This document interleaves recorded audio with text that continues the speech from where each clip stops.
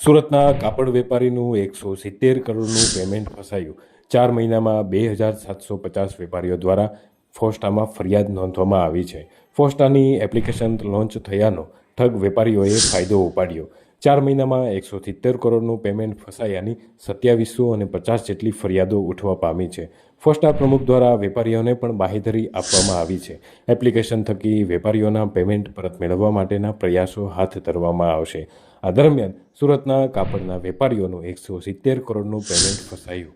4 મહિનામાં 2750 વેપારીઓ દ્વારા ફોસ્ટામાં આ અંગેની ફરિયાદ પણ નોંધાવાઈ છે।